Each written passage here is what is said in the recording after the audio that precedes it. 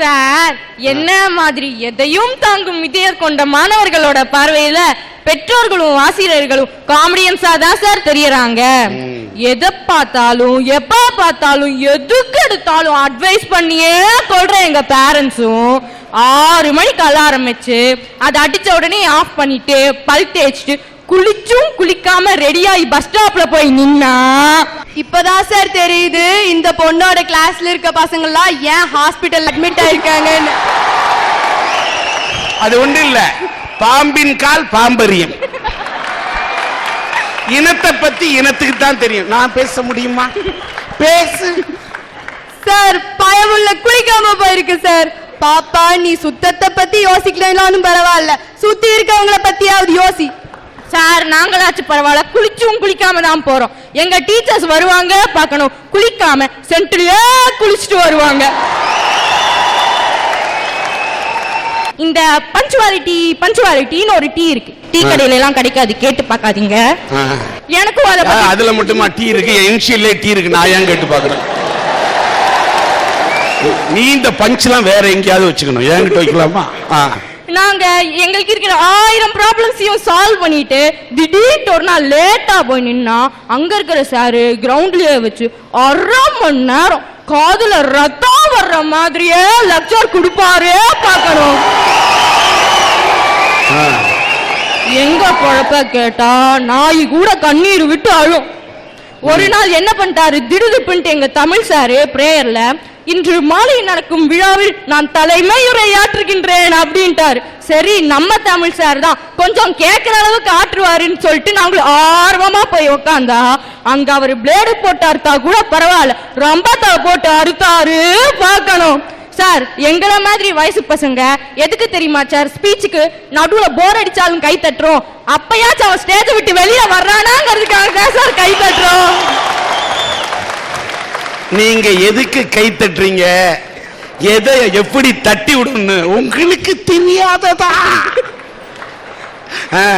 இத தப்பா புடிச்சிட்டு அந்த தமிழ் சாரு நாங்க என்கரேஜ் பண்றோம் இன்னும் 1 மணி நேரத்துக்கு எக்ஸ்ட்ரா பிளேட வேற போட்டாரு.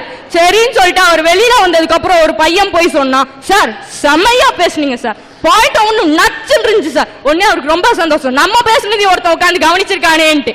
அதுக்கப்புறம் போய் சொன்னா, கடைசியா பேசின பாயிண்ட் இருக்கு பாருங்க சார், செம்மையா இருந்துச்சு சார், எப்படி பேசுனீங்க சார் அப்படின்னா.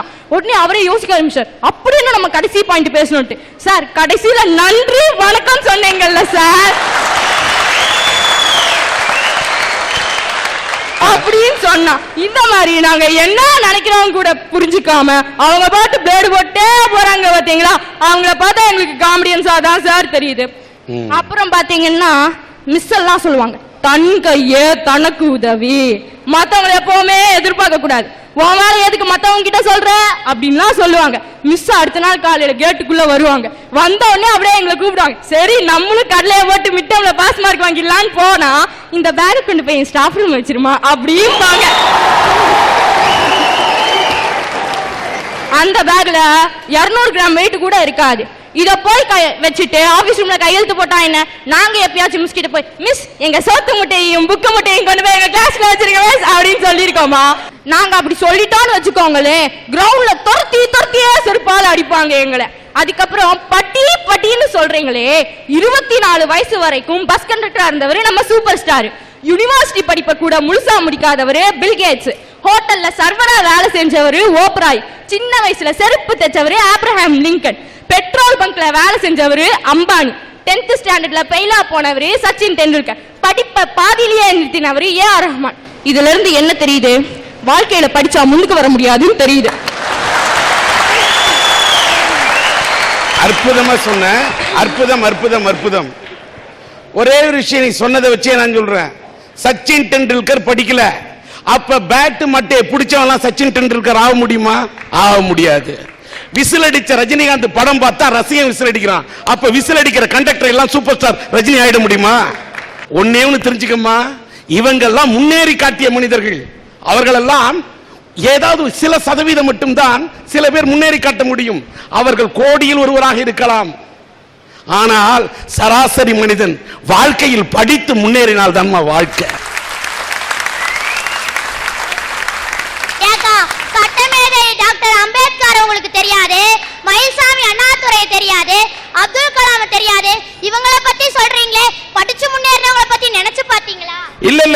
படிக்காவிட்டால் ஒரு மனிதன் முன்னேற முடியாது என்ற வாதத்தை நான் வைக்க தயாராக இல்லை.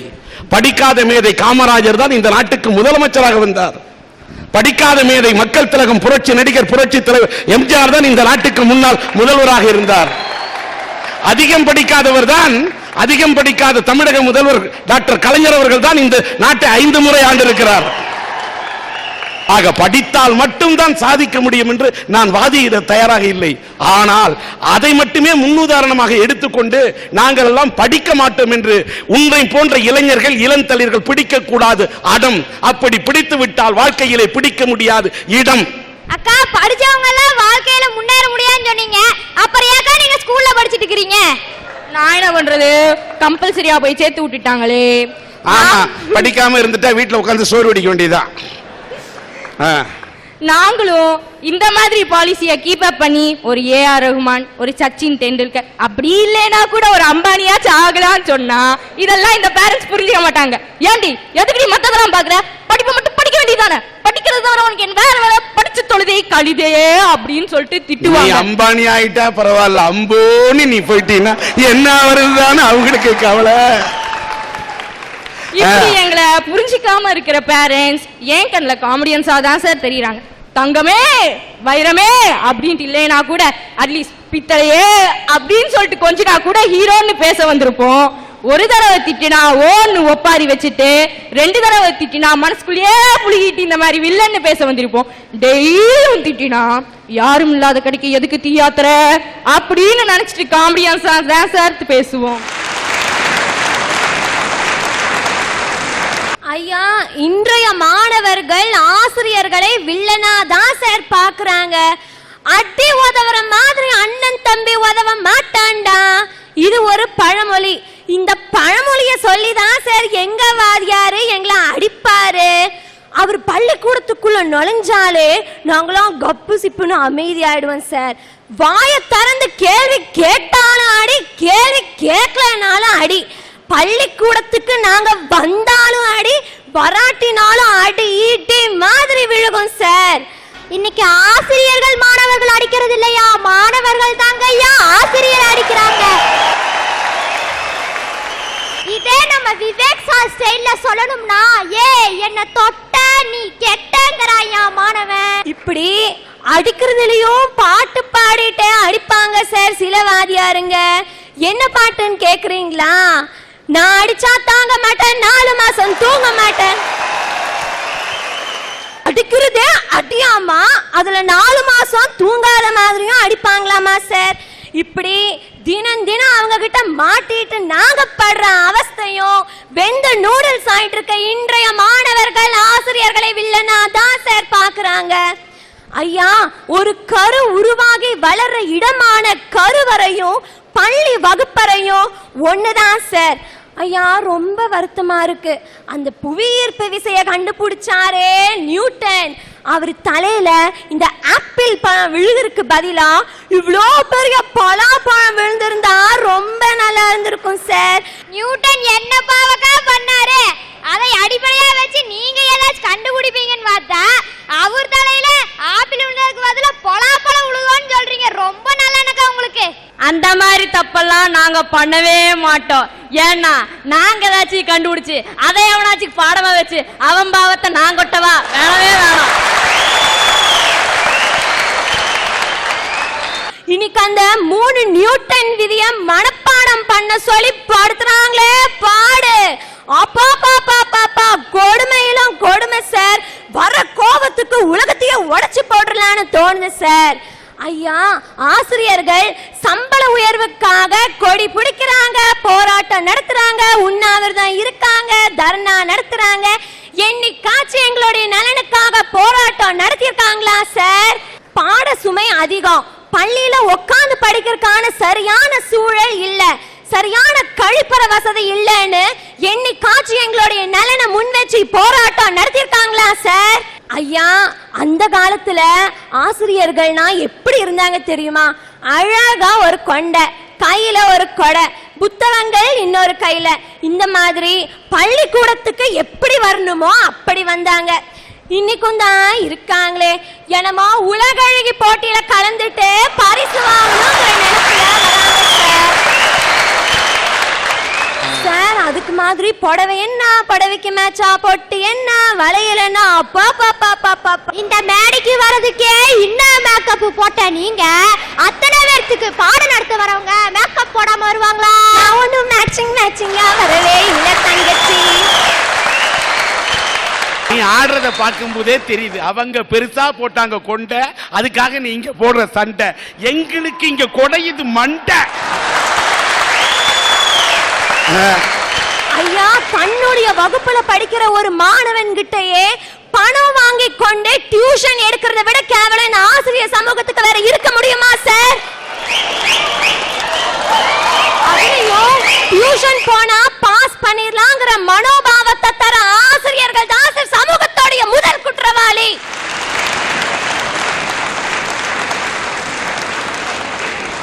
இப்படி டியூஷன் வரேனா பிராக்டிகல் மார்க்ல கைய வைக்கிறது, ஃபெயில் பண்ணிடுவேன்னு மிரட்டுறாங்க ஆசிரியர்களும் இருக்காங்க சார். அப்படி டியூஷன் வச்சால் மட்டும்தான் பாஸ் பண்ண முடியும் என்று சொல்லக்கூடிய கருத்து இருந்தால் அது கண்டிக்கத்தக்கது. டியூஷன் என்பது எதற்கு என்று சொன்னால், படிப்பு அறிவில் கொஞ்சம் மந்த புத்தி இருக்கிற ஒரு பையனுக்கு, சொந்த புத்தி கொஞ்சம் குறைவா இருக்கிற பையனுக்கு டியூஷன் வச்சா, அதை தூண்டி விட்டா, ஒரு விளக்க தூண்டி விட்டா அது வெளிச்சத்தை தருவதை போல டியூஷன் என்பது தூண்டி விடுவதற்கு மட்டும் என்று சொன்னால் அந்த டியூஷனை நான் குறை சொல்ல தயாரா இல்லை. பல ஆசிரியர் டியூஷன் ஃபீஸே வாங்காம கேப்ல கூட இடைவெளியில கூட தன் மாணவனுக்கு கத்துக் கொடுக்கக்கூடிய நல்ல ஆசிரியர்களும் இருக்கிறாங்க. அதனாலதான் இன்னைக்கு சில ஆசிரியர்களுக்கு நல்ல ஆசிரியர் விருது கிடைச்சிட்டு இருக்கு. ஆனால் டியூஷன் வச்சா தான் கண்டிஷன் போட்டு அந்த பிள்ளைங்களை ஃபைல் பண்ணணும்னு நினைக்கக்கூடிய அந்த ஆசிரியர்களை உங்களை போன்ற மாணவர்கள் மாணவிகள் பார்வையில் வில்லனாக பார்ப்பதில் தவறு இல்லை என்று இந்த அரட்டை அரங்கத்தில் நாங்கள் பதிவு செய்கிறோம். ஆசிரியர் பணிங்கிறது ஒரு தொழில் இல்ல சார், காட்டு மூங்கில்களை புல்லாங்குழல் ஆக்குற கலை சார், கலை. இப்படிப்பட்ட ஆசிரியர்கள் இருக்கிற வரைக்கும் கண்டிப்பா இன்றைய மாணவர்கள் ஆசிரியர்களை வில்லனா தான் சார் பார்ப்பாங்க. ஐயா, இன்றைய மாணவர்கள் பெத்தவங்களையும் ஆசிரியர்களையும் கண்டிப்பா ஹீரோவா தான் சார் பாக்குறாங்க. அவங்க ஆனா ஆவனால இருந்து அவ்வளோ வரைக்கும் நமக்கு சொல்லி தரத ஒரு சின்ன கவிதையா சொல்றேன், கேளுங்களேன். அன்பு, ஆக்கம், இன்பம், ஈதல், உண்மை, ஊக்கம், எதையும் தாங்கும் திறன், ஏன் ஐம்பூதங்களையும் மடக்கியாலும் ஒரு துணிவை தந்து அவ்வை வழி நடக்கண்ணே. இப்படி நமக்கு கத்து தந்து நம்ம உயிரை ஊக்குவிக்கிறாங்க சார் பெற்றோர்கள். நம்ம இன்னைக்கு ஒரு குழந்தைன்னு இந்த உலகத்துக்கு அறிமுகப்படுத்துறதே நம்ம பெற்றோர்கள் தான் சார். இன்னைக்கு இந்த உலகத்துல உயர்ந்த செல்வம், நிலையான செல்வம், அழியாத செல்வம்னு சொல்லக்கூடிய அளவுக்கு தகுதி பெற்றது கல்வி மட்டும்தான். அப்படிப்பட்ட கல்வி இன்னைக்கு நமக்கு கத்து தருது யாருங்க? நம்மளோட ஆசிரியர்கள் தானே. அவங்க நமக்கு இன்னைக்கு உலகத்தையே அறிமுகப்படுத்தி வைக்கிறாங்க சார். இப்படிப்பட்ட பெற்றோரையும் ஆசிரியர் நாம் எப்படி சார் வில்லனாகவோ காமெடியாகவோ சொல்ல முடியும்? பாகக்காய சாப்பிட்டாலும் கசக்கும், சுண்டைக்காய சாப்பிட்டாலும் கசக்கும். ஆனா அதனால நம்ம உடம்புக்கு எவ்வளவு நல்ல பயன்கள் கிடைக்குது. அதே மாதிரிதான் சார் பேரண்ட்ஸும் டீச்சர்ஸும் நம்மளை அடிக்கும் போதும் திட்டும் போதும் முக்கியமா உங்களுக்கெல்லாம் அட்வைஸ் பண்ணிட்டா ரொம்பவே கசக்கும், ஒத்துக்கிறேன். ஆனா நீங்க அந்த கசப்பை தாங்கிட்டு வாழ்க்கையில போனீங்கன்னா நிச்சயம் ஆசிரியராலையும் பெற்றோராலையும் உங்களுக்கு ஒரு நல்ல லைஃப் கிடைக்கும் ஆணித்தரமா சொல்றேன் சார். யா, எங்க வாழ்க்கையில வில்லனா இருக்கிறதே பெற்றோரும் ஆசிரியர் தானங்கய்யா. சார் 7 வருஷத்துக்கு முன்னாடி எங்க அக்கா நல்ல ஸ்போர்ட்ஸ் பிளேயருங்க சார். எங்க அக்கா நிறைய பக்கம் போய் நிறைய பிரைஸ் வாங்கி கப்பு மேல கப்பா கூச்சாங்க சார். ஆனா எங்க அம்மா இருக்காங்க, எங்க அம்மா பொம்பளை புள்ளில வெளியே போக கூடாது, வீட்லயே பொடிங்கிட்டு கடை அப்படின்ட்டாங்க. அப்படியே எங்க அக்காவோட வாழ்க்கை வீணாவே போயிருச்சுங்க சார். இன்னாரு எங்க அம்மா மட்டும் எங்க அக்காவுக்கு ஒத்துழைப்பு தந்திருந்தாங்கன்னா காமன்வெல்த்ல 38 தங்கம் வாங்கின இந்தியா எங்க அக்காவும் ஒரு தங்கம் சேர்த்தி வாங்கி 39 தங்கம் வாங்கியிருப்பாங்க சார். இதே மாதிரி எத்தனையோ பெற்றோர் ஒத்துழைப்பு தந்திருந்தாங்கன்னா 39 89 ஆகி இந்தியா முதலிடத்தையே பிடிச்சிருக்குங்க சார். இப்படி பெத்தவங்க பிள்ளைங்களுக்கு நல்லது பண்ணாம நாட்டுக்கு நல்லது பண்ணாம இருக்கவங்களை எப்படிங்க சார் நாங்க ஹீரோன்னு சொல்ல முடியும்? வில்லன் தாங்க சார் சொல்ல முடியும். இதனாலதான் சொல்றேன், மாணவர்களே யாரும் பெத்தவங்க பேச்ச கேட்காதீங்க, உங்க நிலத்திலேயே செய்யுங்க சார். ஆசிரியர்கள் இயங்கினால் கல்வியும் எங்கும், ஆசிரியர்கள் நிலை தேங்கினால் கல்வியும் தேங்கும், ஆசிரியர்கள் தூங்கினால் கல்வியும் நாடும் நாளை தூங்கும் என்று அறிஞர் அண்ணா அன்னைக்கே ஆசிரியர் பத்தி ரொம்ப அழகா சொல்லியிருப்பாருங்க சார். ஆனா இன்னைக்கு இருக்கிற ஆசிரியர்லாம் எப்படி இருக்காங்க தெரியுமாங்க சார்? ஒரு சின்ன தப்பு செஞ்சா கூட போதும், பிரேயர்ல நிக்க வச்சு அத்தனை பேர்த்து முன்னாடி அடிக்கிறது. இப்ப எல்லாம் எப்படி தெரியுமாங்க சார் பிளாக்மெயில் பண்றாங்க? ஒழுங்கா என்ன பிராக்டிக்கல் மார்க்கை குறைச்சிருவீங்க. இப்படியாங்க சார் பிளாக்மெயில் பண்ணுவேன். இப்படிப்பட்ட ஆசிரியர் போய் எப்படிங்க சார் நான் ஹீரோன்னு நினைக்க முடியும்? வில்லன் தாங்க சார். சார் அது கூட பரவாயில்ல. ஒரு வாத்தியார் போய் ஒரு கிளாஸ்ல கேட்டிருக்காரு, டே நீங்க அறிவாளி ஆகணுமா இல்ல புத்திசாலி ஆகணுமான்னு. எல்லாரும் எந்திரிச்சு கத்தனானுங்க, டே நான் அறிவாளி ஆகணும், நான் புத்திசாலி ஆகணும், அறிவாளி ஆகணும், புத்திசாலி ஆகணும். அப்புறம் ஒரு பையன் மட்டும் தனியா எந்திரிச்சு சொன்னா, சார் அறிவாளிகள் இருக்கும் இடத்தில் நான் புத்திசாலியாகவும் புத்திசாலிகள் இருக்கும் இடத்தில் அறிவாளியாகவும் ஆகணும்னு சொன்னாருங்க சார். அந்த பையனை அந்த ஆசிரியர் கூப்பிட்டு தட்டி கொடுத்தாரு, டே நீ வாழ்க்கையில ஒரு நாள் பெரிய ஆளா வருவடா அப்படின்னு. அந்த பையன் வேற யாரும் இல்லைங்க சார், நம்ம நாட்டின் முன்னாள் ஜனாதிபதி, இப்ப நம்ம ஆசிரியர் தினமா கொண்டாடப்படுறமே டாக்டர் ராதாகிருஷ்ணன், அவர் தாங்க சார் அந்த பையன். டாக்டர் ராதாகிருஷ்ணன் சாருக்கு அவங்க சாரு தோலை தட்டி கொடுத்தாரு. ஆனா இன்னைக்கு இருக்கிற ஆசிரியர் தோலையே உரிக்கிறாங்க சார். இப்படிப்பட்ட ஆசிரியர் எப்படிங்க சார் நாங்க ஹீரோன்னு சொல்ல முடியும்? ராதாகிருஷ்ணன் சாருக்கு அவங்க வாத்தியார் பார்த்தப்ப தோலை மட்டும்தான் தெரிஞ்சிச்சு. நீ உன்னை பார்க்கும் போது தோலை மட்டும் பார்க்க முடியலையே, பின்னாடி ஆட்டுற வாழெல்லாம் பார்க்க வேண்டியிருக்கு. வாழை ஆட்டும் போது என்ன பண்ண முடியும் சார்? எல்லாரும் சச்சின் ஆகணும்னு எங்களோட கனவுங்க சார். நாங்க இந்த சைடு பேட்டை தூக்கிட்டு போனா எங்க அம்மா இந்த சைடு விளக்கமாத்த தூக்கிட்டு வராங்க, எங்க அப்பா இந்த சைடு கட்டையை தூக்கிட்டு வராரு, நீ ஏன்டா வேலைக்கு போலேன்னு. இப்படிப்பட்ட பெற்றோரை போய் எப்படிங்க சார் நாங்க ஹீரோன்னு சொல்ல முடியும்? வில்லன் தாங்க சார். இன்னொன்னு தெரியுமா, உங்க அம்மா படிச்சிருக்காங்களா? இல்லைங்க சார். அப்ப நீ உங்க படிக்காத ஒரு அம்மா உன்னை உருவாக்குனதுனால அரட்டை அரங்கத்துல நீ பேசுற. தான் படிக்காதனாலதான் உங்க அம்மா உன்னை கஷ்டப்பட்டு உன்னை படிக்க வைக்கிறாங்க. அதனால நீ மட்டையை தூக்குனா எங்க புத்தகத்தை மறந்துடுவியோ அப்படின்னு ஒரு பயம். ஏன்னா தன் புள்ள படிக்கணும்னு. அந்த படிக்காத தாய்க்கு அவ்வளவுதான். படிக்காத தாயை போய் நீ எப்படி குறை சொல்ல முடியும்? அவன் 4 எடுத்து படிக்கல, தன் பிள்ளையாவது 4 எடுத்து படிக்கணும்னு நினைக்கிறா. உன் தாய் இல்ல. இத மாதிரி இன்னைக்கு இந்த காலேஜில் இப்ப எந்த தமிழ்நாட்டில் இருக்கக்கூடிய, உலகத்தில் இருக்கக்கூடிய, இந்தியாவில் இருக்கக்கூடிய எத்தனை கல்லூரியில படிக்கக்கூடிய அத்தனை அப்பா அம்மா பட்டதாரி இல்லையா? தான் வாங்காத பட்டத்தை தான் புள்ள படிக்காத கை நாட்டுன்னு தான் வாங்கிட்ட ஒரு பட்டம் தான் புள்ள படிக்கணும்னு, அந்த பட்டம் தான் புள்ள வரணும்னு ஒவ்வொரு தாயும் தகப்பனும் படிக்காத தாயும் தந்தையும் சிந்தக்கூடிய கண்ணீரும் செந்நீரும் தாயா நம்ம படிக்கிற படிப்பு.